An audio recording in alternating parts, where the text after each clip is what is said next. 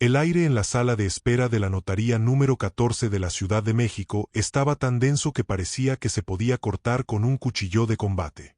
El olor a papel viejo, café de máquina y el perfume rancio de las carpetas de piel envolvía a los tres hermanos que esperaban en un silencio sepulcral. No era un silencio de duelo, sino de guerra fría. En el centro de la habitación, sentada con una rectitud que hacía que el respaldo de la silla pareciera una sugerencia inútil, estaba Elena. No vestía de civil. Llevaba el uniforme de gala de la Secretaría de la Defensa Nacional, con las insignias de capitana destellando bajo la luz fluorescente de la oficina.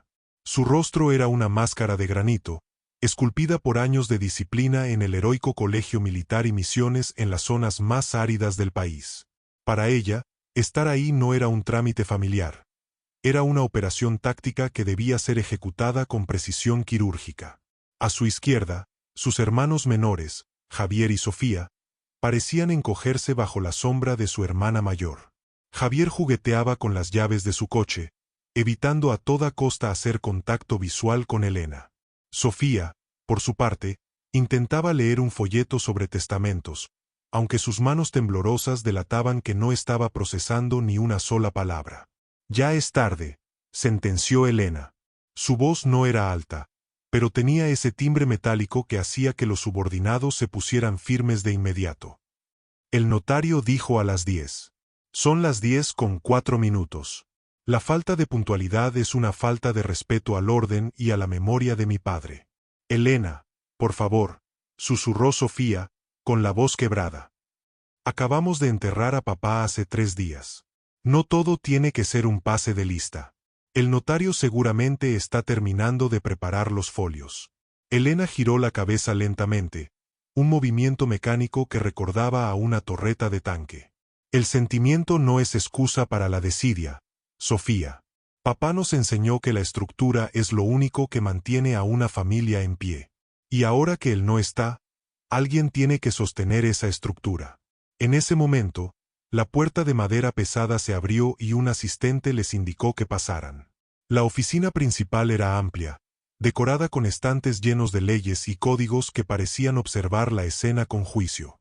El licenciado Estrada, un hombre que aparentaba haber visto todas las bajezas humanas en sus 30 años de carrera, los recibió con un asentimiento profesional. Apenas se sentaron, antes de que el notario pudiera siquiera abrir el sobresellado con cera roja, Javier se aclaró la garganta. Licenciado, antes de empezar, tenemos una duda sobre la administración de la casa de Coyoacán. Sofía y yo pensamos que lo mejor sería. No hay nada que pensar, interrumpió Elena, golpeando la mesa de caoba con la palma de la mano. El sonido resonó en la habitación como un disparo. Esa propiedad es el activo más valioso de la familia. Requiere una gestión centralizada, mantenimiento riguroso y una vigilancia que solo yo puedo coordinar desde la Ciudad de México.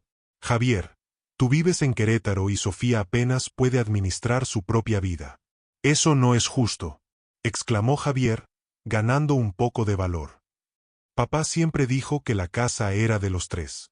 Tú no puedes llegar aquí a imponer tu jerarquía como si estuviéramos en tu batallón. Elena se inclinó hacia adelante. El brillo de sus galones parecía ocupar todo el campo visual de sus hermanos. Sus ojos, fríos y calculadores, se clavaron en los de Javier. Escúchame bien, Javier. En ausencia de un mando superior, la cadena de mando recae en el oficial de mayor rango y experiencia. Yo soy la mayor, yo soy la que ha servido a este país y la que sabe lo que significa la responsabilidad de verdad. No voy a dejar que el patrimonio que papá construyó se desmorone por sus indecisiones de civiles. Así que vamos a ahorrarle tiempo al licenciado. Yo tomaré las decisiones operativas, yo administraré las rentas y yo decidiré cuándo y cómo se reparten los dividendos. Sofía sollozó silenciosamente, mientras Javier apretaba los puños, incapaz de articular una defensa ante la arrolladora presencia de su hermana. Elena se enderezó, ajustó su guerrera y miró al notario con una suficiencia absoluta, como si estuviera esperando que él simplemente firmara una orden de despliegue. Proceda, licenciado, ordenó Elena, cruzando los brazos sobre el pecho. Ya les dejé claro el panorama. Yo mando aquí. La frase quedó suspendida en el aire, pesada y definitiva. Elena estaba convencida de que su voluntad era una extensión natural de la ley, que su uniforme le otorgaba una soberanía que nadie en esa habitación se atrevería a cuestionar. Estaba acostumbrada a que el mundo se doblara ante su autoridad, y la muerte de su padre, para ella, no era más que un ascenso necesario a la posición de jefa de la familia. Sin embargo, el licenciado Estrada no se inmutó. No se puso firme, no bajó la mirada, ni siquiera pareció impresionado por las medallas que colgaban del pecho de la mujer. Al contrario, soltó un suspiro largo, casi de cansancio, y dejó la pluma sobre el escritorio con un clac seco que rompió el hechizo de intimidación de Elena. «Capitana», dijo el notario, y por primera vez en la mañana, el tono de la conversación cambió de un monólogo militar a un juicio legal implacable. El licenciado Estrada se tomó un momento para ajustar sus lentes, un gesto parsimonioso que pareció durar una eternidad en el silencio tenso de la oficina. Elena permanecía con la barbilla en alto, su espalda formando una línea perfecta de 90 grados con la silla, manteniendo esa mirada de acero que solía doblegar a los reclutas en el campo de entrenamiento. Ella esperaba una confirmación, un simple así es, señora, que validara su golpe de estado familiar. Pero el notario no asintió. Al contrario, soltó un suspiro cargado de una paciencia que solo se adquiere tras décadas de lidiar con egos inflados y testamentos conflictivos. Con una lentitud casi provocadora, cerró el folder de piel que contenía el acta y entrelazó sus dedos sobre el escritorio de caoba. «Capitana», comenzó Estrada, su voz arrastrando ese tono pausado y formal, tan propio de los abogados de la vieja guardia de la Ciudad de México. «Me parece que hay una confusión fundamental en su apreciación de este recinto. Veo que porta usted con mucho orgullo sus insignias, y no dudo que en el campo de batalla o en su zona militar, su palabra sea ley y su voluntad sea el destino de muchos hombres». Elena frunció el ceño ligeramente. No estaba acostumbrada a los preámbulos. En su mundo, las órdenes eran directas y las respuestas eran acciones. «Vaya al grano, licenciado», cortó ella. «Los activos están claros, mi posición es clara y mis hermanos ya conocen las reglas de operación. Procedamos con la firma». Estrada dejó escapar una sonrisa ladeada, una mueca que no llegaba a ser de burla pero que cargaba con una autoridad moral aplastante. Se acomodó en su sillón, que rechinó suavemente, y por primera vez miró directamente a los ojos de la militar, sin parpadear. «Ese es precisamente el detalle, capitana. Usted acaba de afirmar, cito textualmente, yo mando aquí. Y debo decirle, con todo el respeto que su investidura me merece, que está usted profundamente equivocada. En esta oficina, en este preciso momento, usted no es una oficial del ejército mexicano, ni una jefa de unidad, ni la comandante de sus hermanos. Ante la ley de este país y ante el protocolo notarial que nos rige, usted es simple y llanamente la compareciente, una heredera más entre tres iguales». Javier y Sofía levantaron la cabeza simultáneamente. Por primera vez en la mañana, el aura de invencibilidad de Elena parecía mostrar una fisura. «Mire, licenciado», replicó Elena, su voz bajando un octavo, volviéndose más peligrosa. «Mi padre me confió la seguridad de esta familia. Mi entrenamiento me capacita para...». «Su entrenamiento la capacita para la guerra y la administración de recursos federales, no para la interpretación del Código Civil para el Distrito Federal», la interrumpió Estrada, elevando apenas el volumen de su voz, lo suficiente para dejar claro quién tenía el control del diálogo. «Déjeme serle muy franco, porque veo que el uniforme le está apretando el juicio. Aquí dentro, la única autoridad que emite órdenes soy yo, en representación del Estado. Y la única voluntad que manda, la única que realmente tiene voz y voto en esta mesa, es la de su señor padre, quien está presente a través de este documento». El notario señaló con el índice el testamento sellado. «Usted dice que manda», continuó el licenciado, recargándose hacia adelante. «Pero en derecho sucesorio, el mando se diluye en la copropiedad. Si usted desea vender una maceta de la casa de Coyoacán, necesitará el permiso escrito y la firma de Javier y de Sofía. Si usted decide pintar una barda de la bodega de la zona industrial, y ellos no están de acuerdo, usted no puede mover un solo dedo. Aquí, Su rango militar tiene el mismo valor legal que el papel de los chicles. Aquí, capitana, usted no da órdenes. Usted propone y sus hermanos disponen de manera conjunta. Elena sintió que el calor le subía por el cuello, manchando de rojo la piel por encima del cuello rígido de su guerrera. La palabra copropiedad golpeó sus oídos como un insulto. Ella no sabía trabajar en democracia. Ella sabía trabajar en jerarquía. ¿Me está diciendo que mi voz vale lo mismo que la de ellos?, preguntó, señalando a Javier y Sofía con un gesto de desdén que no pudo ocultar. Le estoy diciendo algo más fuerte aún, respondió Estrada con una calma glacial. Le estoy diciendo que, si usted intenta imponer su voluntad por la fuerza o por el miedo, como parece estar intentándolo, yo mismo puedo dar fe de su falta de disposición para la albacea y sugerir la intervención de un juez para que la remueva de cualquier cargo administrativo. El notariado es la institución de la paz, capitana. Si usted viene aquí buscando una dictadura familiar, se equivocó de ventanilla. Aquí mando yo, porque yo soy el custodio de la legalidad de este acto. Y según esta legalidad, usted está sentada al mismo nivel que sus hermanos. Ni un centímetro más arriba, ni un grado más alto. El silencio que siguió fue absoluto. Javier dejó de juguetear con las llaves y se enderezó, mirando al notario con una gratitud infinita. Sofía soltó un suspiro de alivio, sintiendo que el peso opresivo de la presencia de su hermana se aligeraba por fin. Elena apretó los dientes de tal forma que los músculos de su mandíbula se marcaron violentamente. Sus manos, enguantadas, se cerraron en puños sobre sus muslos. Estaba furiosa, sí, pero también estaba desconcertada. Por primera vez en una década, alguien le había recordado que fuera del cuartel, el mundo no se cuadraba ante sus galones. Ahora, concluyó el licenciado Estrada, rompiendo el silencio mientras tomaba el abrecartas de plata. Si ya terminamos con el desfile de autoridad y la capitana está dispuesta a comportarse como una ciudadana civil y respetuosa de la ley, procederé a leer la última voluntad de su padre. ¿Podemos continuar, o prefiere que llamemos a un receso para que asimile que aquí no hay subordinados? Elena no respondió. Simplemente asintió con un movimiento casi imperceptible de cabeza, mientras el notario deslizaba la hoja de metal por el sobre, desgarrando el papel y el ego de la militar al mismo tiempo. El licenciado Estrada extrajo las hojas de papel sellado con una parsimonia que rayaba en lo cruel. El crujido del papel era el único sonido que llenaba la oficina, mientras Elena mantenía la vista fija en un punto indeterminado de la pared, tratando de procesar la bofetada de realidad que acababa de recibir. Sus hermanos, por el contrario, estaban clavados en sus asientos, conteniendo el aliento, sintiendo que por primera vez en sus vidas el campo de juego se había nivelado. Voy a saltarme los generales y las declaraciones de bienes que ya todos conocen, dijo el notario, aclarando su garganta con un sonido seco. Me dirigiré directamente a la cláusula octava. Su padre, don Rodolfo, era un hombre que conocía muy bien a sus hijos. Era un hombre de negocios, pero sobre todo, era un observador de la naturaleza humana.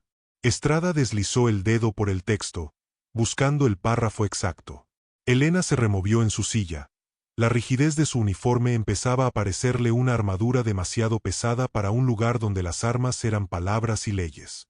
Cláusula octava, sobre la administración y el albaceazgo, leyó el notario con voz pausada. Es mi voluntad que, para la conservación de la armonía familiar y el respeto mutuo, la administración de la Casa de Coyoacán y de las cuentas bancarias vinculadas a la empresa constructora no sea ejercida de manera individual.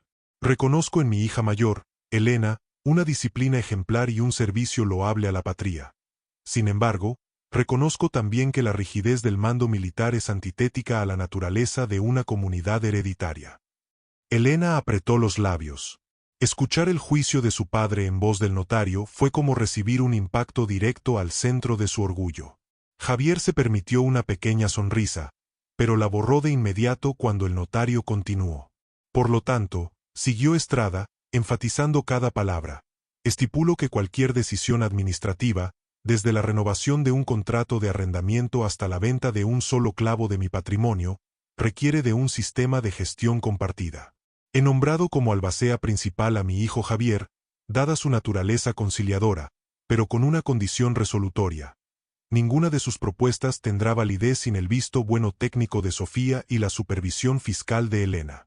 Si alguno de los tres intenta imponer su voluntad sobre los otros dos mediante la coacción, el abuso de autoridad o la fuerza, sus derechos de administración serán revocados de inmediato y pasarán a manos de un fideicomiso bancario externo. El silencio que siguió a la lectura fue diferente al anterior. Ya no era un silencio de tensión, sino de asombro. Elena sentía que el piso se abría bajo sus botas de gala. Ella, la capitana, la que había dirigido convoys y gestionado crisis, estaba siendo relegada a una función de supervisión fiscal, mientras que su hermano, el que ella consideraba un civil indeciso, tenía el bastón de mando administrativo. ¿Papá hizo eso?, susurró Javier, con los ojos húmedos. ¿Me dejó a mí la administración? Así es, joven, respondió el notario, cerrando parcialmente el folder. Su padre dejó escrito un anexo que es muy revelador. Permítame citar un fragmento más informal. Elena sabe mandar a quienes están obligados a obedecer por un reglamento, pero Javier sabe escuchar a quienes tienen libertad de elegir. Para que esta familia no se rompa tras mi muerte, necesito que Elena aprenda que en la vida civil, la autoridad se gana con consenso, no con galones. Elena se levantó de golpe. El movimiento fue tan brusco que la silla estuvo a punto de volcarse. Sus hermanos se sobresaltaron, temiendo una explosión de ira, un grito de mando o un desplante de soberbia. La capitana caminó hacia la ventana que daba a la avenida Reforma, dándole la espalda a todos. Sus hombros, siempre cuadrados, parecían ahora cargar con un peso invisible pero insoportable. Es una falta de confianza, dijo ella, con la voz ahogada por la rabia y el desconcierto. Yo soy la que siempre estuvo ahí para poner orden. Yo soy la que resolvió los problemas legales de la constructora cuando papá se enfermó. ¿Y me paga dándole las llaves al que vive en Querétaro y apenas viene en Navidad? El licenciado Estrada se puso de pie, rodeó su escritorio y se acercó a ella, manteniendo una distancia respetuosa pero firme.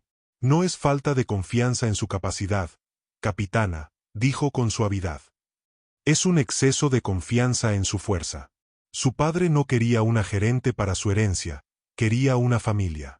Él sabía que si usted tomaba el mando absoluto, como intentó hacerlo hace 10 minutos al entrar aquí diciendo yo mando aquí, terminaría por quedarse con el dinero, pero sin hermanos. Esta cláusula es el último regalo de su padre, una oportunidad para que usted baje la guardia. Elena se giró lentamente. Por primera vez, el brillo de superioridad en sus ojos había sido reemplazado por una chispa de duda.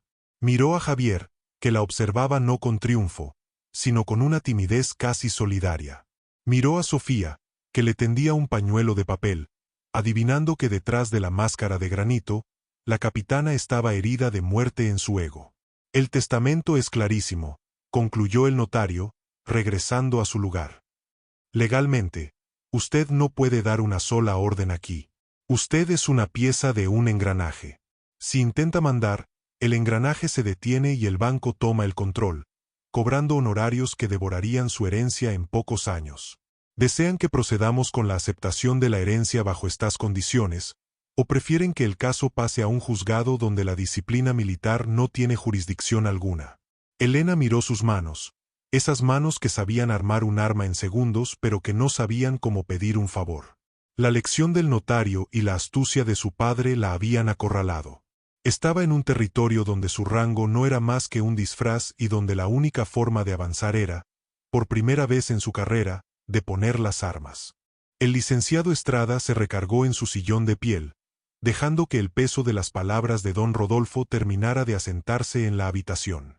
Elena seguía de pie junto a la ventana, observando el tráfico caótico de la Ciudad de México, donde miles de personas avanzaban sin seguir sus órdenes ni conocer su rango.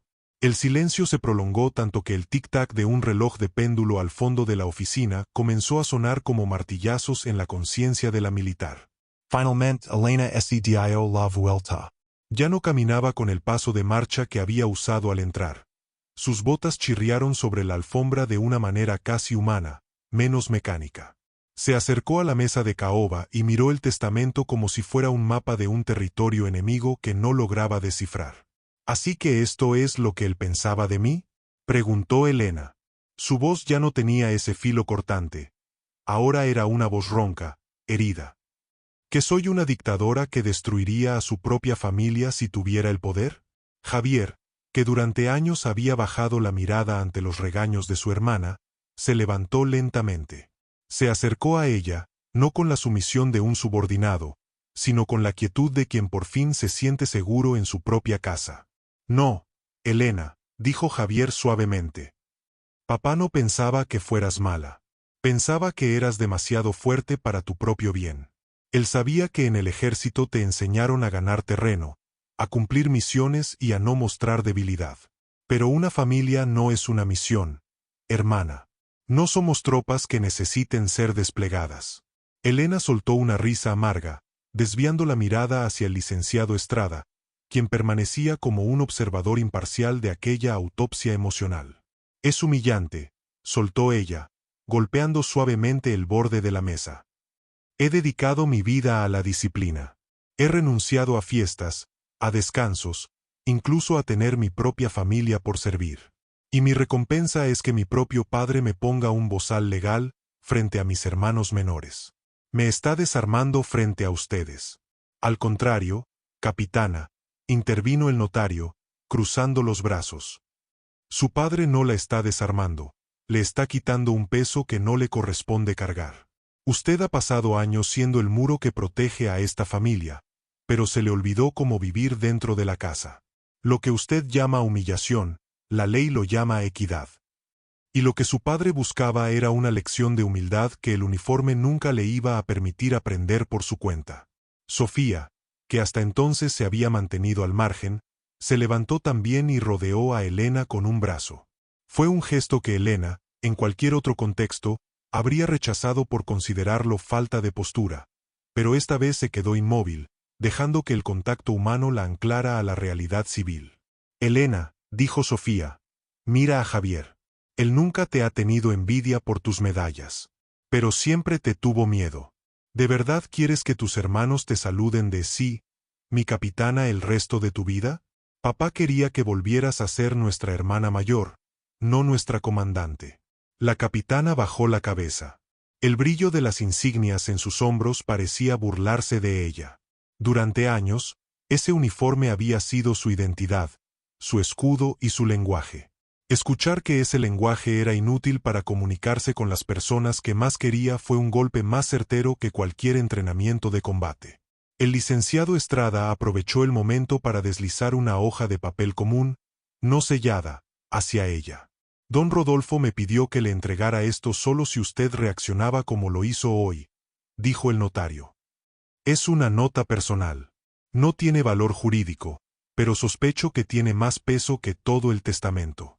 Elena tomó la nota con manos que, por primera vez, no estaban firmes. La letra de su padre, cansada pero clara, decía, hija, en el cuartel te enseñaron que el que manda tiene la razón. Aquí aprendes que el que tiene la razón es el que sabe pedir perdón. Suelta el mando, Elena. Regresa a casa. Las lágrimas, esas que Elena había jurado nunca mostrar en público, empañaron sus ojos. Se sentó pesadamente en la silla, ya no con la rectitud de un oficial, sino con la pesadez de una mujer que acaba de perder una guerra pero que, quizás, ha ganado algo mucho más valioso. Se quitó la gorra de plato y la puso sobre la mesa, un gesto simbólico de rendición ante la autoridad del notario y la voluntad de su padre. Está bien, dijo Elena, limpiándose los ojos con el dorso de la mano, recuperando un poco de su dignidad, pero esta vez una dignidad más humana. Javier, parece que tú tienes el mando administrativo. Dime qué sigue. ¿Qué es lo primero que tenemos que firmar? El licenciado Estrada asintió con aprobación. La tensión en la oficina se disolvió como la niebla bajo el sol. El notario sabía que el proceso legal sería largo, pero el proceso familiar acababa de dar su paso más importante. El yo mando aquí había muerto, y en su lugar, algo nuevo y frágil empezaba a crecer entre los tres hermanos. Excelente, dijo Estrada, retomando su tono profesional pero con un matiz de calidez. Joven Javier, como albacea, le corresponde a usted dar lectura a los proyectos de mantenimiento. Capitana, le paso los registros fiscales para su revisión. Sofía, necesito que valides los inventarios de arte de la casa. Trabajemos como los iguales que son ante la ley. El sol de la tarde comenzaba a filtrarse por los ventanales de la notaría, bañando la oficina con una luz dorada que suavizaba los rostros de los tres hermanos. El ambiente ya no se sentía como un búnker bajo asedio, sino como lo que siempre debió ser, el despacho de un hombre que, incluso después de irse, seguía cuidando de los suyos. El licenciado Estrada comenzó a pasar las fojas para las firmas, marcando con una pequeña X a lápiz el lugar donde cada uno debía plasmar su rúbrica. Elena tomó la pluma fuente. Sus dedos, acostumbrados a firmar órdenes de servicio y reportes de intendencia, dudaron un segundo. Al firmar junto a Javier y Sofía, no como su superior, sino como su par, sentía que se despojaba de una piel vieja y endurecida. Por primera vez en décadas, no sentía la necesidad de vigilar los flancos. Sus hermanos estaban ahí, no debajo de ella, sino a su lado. Bueno, dijo Javier, rompiendo el silencio una vez que los sellos de la notaría hubieron golpeado el papel con ese sonido definitivo y burocrático. Supongo que esto nos obliga a vernos más seguido que en los puros funerales y cumpleaños. Javier guardó su copia del acta en un portafolios desgastado, muy distinto al maletín táctico de Elena. Se rascó la nuca, un gesto de nerviosismo que a Elena siempre le había irritado, pero que ahora le pareció extrañamente entrañable. Elena, continuó Javier, mirándola con cautela, voy a ir a la casa de Coyoacán mañana. Quiero revisar el estado del techo antes de que empiecen las lluvias fuertes. Sé que tú tienes el contacto de los contratistas que trabajaban con papá. ¿Crees que podrías? No sé, pasarme los datos y tal vez acompañarme para que no me vean la cara con el presupuesto? Elena se puso de pie. Se colocó la gorra de plato, pero esta vez no lo hizo con la rigidez marcial de quien se prepara para la batalla, sino con la elegancia de quien simplemente termina una jornada de trabajo. Se ajustó la guerrera y miró a su hermano menor. La respuesta automática en su cerebro era dar una instrucción: te envío el reporte a las 8 horas. Pero se detuvo. Recordó la nota de su padre. Recordó la corrección en voz alta del notario. No solo te paso los datos, Javier, respondió Elena, y su voz, aunque seguía siendo firme, tenía una inflexión de suavidad que sorprendió a Sofía. Vamos juntos. Yo tengo los archivos de mantenimiento de los últimos 5 años. Pero tú decides a quién contratamos. Al final del día, el que firma los cheques eres tú. Sofía soltó una risita y se colgó del brazo de su hermana mayor mientras caminaban hacia la salida. Cuidado, Javier. Bromeó Sofía. Eso de que tú firmes los cheques es un poder muy peligroso. No te vayas a comprar un yate con el dinero del impermeabilizante. No me den ideas, respondió Javier riendo, mientras el grupo salía al pasillo de la notaría, dejando atrás el aroma a leyes y formalidad. Antes de salir a la calle, Elena se detuvo frente al mostrador principal. El licenciado Estrada los observaba desde la puerta de su oficina, con las manos en los bolsillos de su chaleco, luciendo una expresión de satisfacción profesional. Había visto a muchas familias despedazarse en esa misma alfombra, pero hoy, gracias a la astucia de un muerto y la firmeza de la ley, había presenciado una tregua. Elena hizo un gesto que nadie esperaba. Se llevó la mano a la sien en un saludo militar impecable, pero no lo hizo con arrogancia, sino como una muestra de respeto hacia un oponente digno que le había ganado la partida más importante de su vida civil. Gracias, licenciado, dijo ella. Por la lección de derecho, y por la otra. El notario asintió solemnemente. A sus órdenes, ciudadana, respondió Estrada, enfatizando la última palabra con un guiño imperceptible. Al salir a la avenida Reforma, el ruido del tráfico de la Ciudad de México los envolvió. El caos de los claxonazos, los vendedores ambulantes y el flujo incesante de gente era el recordatorio perfecto de que el mundo no era un cuartel. Elena inhaló el aire contaminado de la capital y sintió que sus pulmones se expandían con una libertad nueva. Ya no tenía que ser el general de una guerra inexistente. Oigan, dijo Elena, deteniéndose frente a su camioneta oficial, donde un chofer militar la esperaba manteniendo la puerta abierta. ¿Tienen hambre? Conozco un lugar de antojitos cerca de la plaza de Coyoacán. Yo invito. ¿Tú invitas? Preguntó Sofía, fingiendo asombro. ¿Sin pedirnos un reporte de gastos por triplicado? Sin reportes, confirmó Elena, esbozando una sonrisa genuina que le suavizó las facciones del rostro. Pero eso sí, el que llegue tarde paga las quesadillas. Es una orden de hermana mayor, no de capitana. Los tres rieron y, por primera vez en años, caminaron juntos hacia el mismo destino, no en formación de columna, sino como un grupo desordenado, ruidoso y finalmente unido. El uniforme de Elena seguía ahí, pero bajo la tela rígida, el corazón de la hija de don Rodolfo finalmente había encontrado el camino de vuelta a casa. La autoridad de la ley había hecho lo que el amor, bloqueado por el orgullo, no había podido: recordarles que, por encima de cualquier rango, siempre serían, simplemente, hermanos.